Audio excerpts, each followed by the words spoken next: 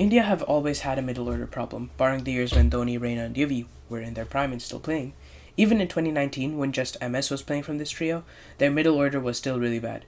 This middle order problem continued for all formats. In Tests, it was fixed after their retirement because of Kohli, Rahane, Jadeja, and Ashwin, and in LOIs, it wasn't fixed at all, barring the great year of 2023, and they still continue to struggle a bit. They do show moments of brilliance like Riyan Parag and Shreyas Iyer, but other than that, there's really only Hardik and Surya, both T20 specialists.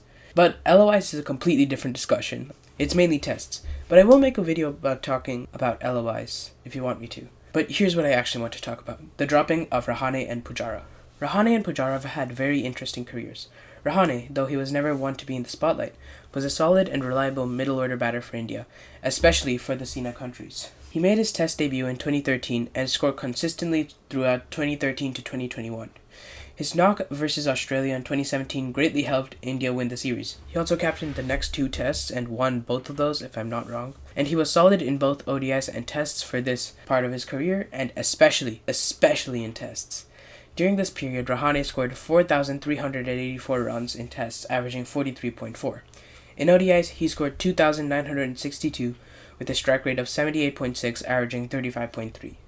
Rahane is your classic player. He never tries to hit a ball that he knows he can't hit for a boundary, plays textbook shots, and knows who to target.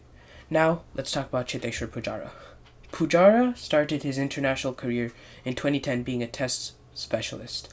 He's a batter who's completely different from the rest, adapting the long dead form of defending and making the opponent suffer more than they would if the other side just kept hammering boundaries instead. There aren't many players like Pujara, maybe Craig Brathwaite, but other than that, no one else. Anyway, back to Puji himself. Puji debuted in 2010 against Australia, where he scored 72 in his usual style.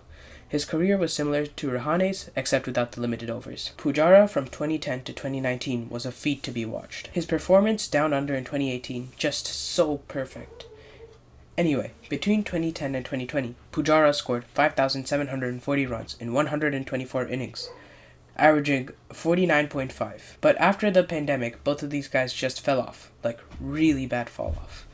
Pujara had an average of just 29.6 from 2020 to 2024, and even then he only had one good year during 2022. Barring 2022, he would be averaging 26.05. Rahane had similar stats. Rahane after 2020 averaged 25.4. That's it. He didn't have a good year like Pujara did. This led to both of these guys being dropped, obviously justifiably. And while we found a quick replacement for Pujara, we could not do the same for Rahane. Well, I want to stay on Pujara's replacement for a little while. Pujara was a great player of spin. That's what made him such a big threat. He could always defend both pace and spin equally well. And our new replacement, Shubman Gill, can't do the same. Gill is a solid replacement in general. He's more attacking, but can't defend spin as well, like I said. But he is an alright replacement for Pujara. In the middle order, where we have always had problems, we haven't found a replacement for Jinx. Kale was good for a bit, but then as Kale does, he just dropped off. Now we have two options, Sarfraz and Jurel. Both great players, but come on, no one can fill that Rahane spot.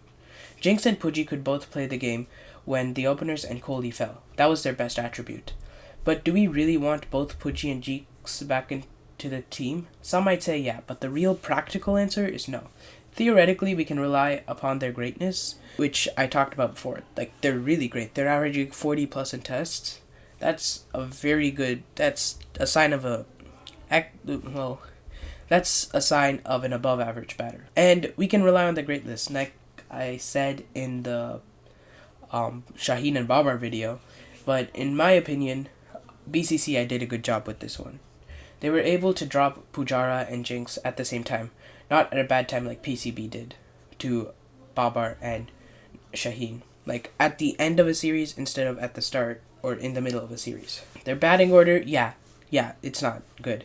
But there is some sort of spark there. Gill is a fourth innings beast, and the only thing he really needs to do is get his consistency up and also adjust his bat to be a little further away from his body, which is one of his biggest flaws but also somehow his strength, and he could be a great batter for the future. Sarfraz and Jurel are both very good players. Jurel is like Rahane with the classical shots and the savior knocks, but Sarfraz is more aggressive in his playing style, similar to what Rohit and Gambhir want to the team right now. We can't keep relying on older players. to be at their peak and keep on playing. We can't rely on a 43-year-old Pujara and just bring a 30-something-year-old Gill back into the side when Pujara retires. That doesn't work like that. Gill would probably be much worse if we just bring it back then. Things like this happen, like the New Zealand series. That just happens, and we should accept it, move on. Like, the team is young, just move on. As much as I love these two, I do think that it is time for the new generation to rise up and take up the roles left behind by these greats.